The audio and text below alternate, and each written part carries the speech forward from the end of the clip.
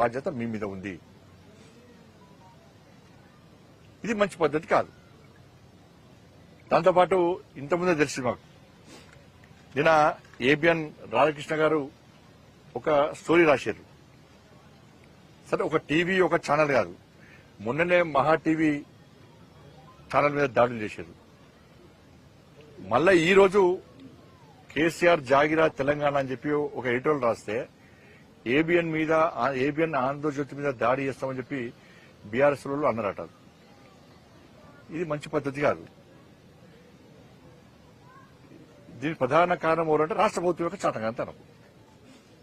ఇప్పుడు మహా టీవీ మీద దాడి చేసినప్పుడు ఈ రాష్ట్ర ప్రభుత్వం కఠినంగా వివరిస్తే, ఆ గుండాలను కఠినంగా శిక్షిస్తే ఈ పరిస్థితులు ఉత్పన్నం కావు. ఎందుకు తీసుకోరంటే వీళ్ళు వాళ్ళు ఒకటే, బీఆర్ఎస్ కాంగ్రెస్ ఒకటే. నువ్వు కొట్టినట్టు నేను ఏడ్చినట్టు చేస్తా అనేటువంటి ఆలోచనతో వీళ్ళిద్దరున్నారు. మహా టీవీ మీద దాడి చేసినటువంటి నిందితులను మాత్రంగా రిమాండ్ చేసిండు, ఏదో కథం బెయిల్ ఇచ్చిండు, కథం పంపించారు. బెయిల్ ఇచ్చే ఆస్కారం కావాలని రాష్ట్ర ప్రభుత్వం ఇచ్చింది. ఆ రోజు కఠినంగా వివరిస్తే ఇలా ఏబిఎన్ మీద దాడి చేస్తాం అనేవాళ్ళు కాదు. ధైర్యంగా మేము దాడి చేస్తామంటే నేను అడుగుతున్నా, ఇప్పటికే మరి రామచంద్రరావు గారు ఆదేశించారు యువమోర్చాలను. ఇలా బీఆర్ఎస్ పార్టీకి ఒక ఛానల్ ఉన్నది. ఇలా ఏబిఎన్ మీద మీరు దాడి చేసి చూపెట్టండి, ఏబిఎన్ మీద దాడి చేసి చూపెట్టండి. చుక్కలు చూపెడతారు మామూలుగా యువమోర్చా కార్యకర్తలు రెడీ ఉన్నారు. మీకు అక్కడక్కడ 10 మంది 20 మంది వస్తారు. మీకు మామూలు 100 మంది ఉన్నారు. ఏబిఎన్ కాదు, ఏ ఛానల్ మీద దాడి చేసే ప్రయత్నం చేసినా బీఆర్ఎస్ లకు భారతీయ జనతా పార్టీ చుక్కలు చూపడుతున్న విషయాన్ని బీఆర్ఎస్ పార్టీ గుర్తుంచుకోండి. నీ గుండాయిజం, నీ అయ్య గుండాయిజం ఈ తెలంగాణ రాష్ట్రంలో నడువు రాసిపెట్టుకోరు. ఇంకా నీ అయ్య జాగిరి, నీ జాగిరి ఉందని చెప్పి ఉవ్విలుడుతున్నారు. ఇంకా అహంకారంతో మాడుతున్నారు. మొన్న కేసీఆర్ కొడుకు చూస్తే బీజేపీ వాడు, కాంగ్రెస్ వాడు, కాంగ్రెస్ వాళ్ళు పడతారు, మీరు వాళ్ళు కూడా పడతారు.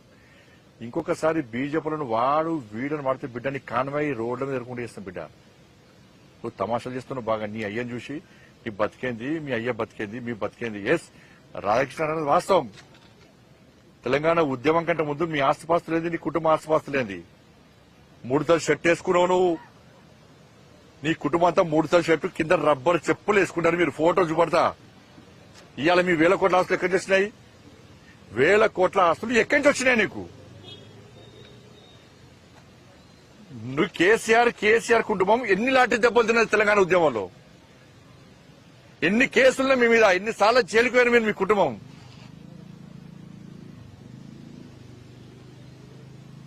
తెలంగాణ రాష్ట్రం అప్పుల పాలైంది.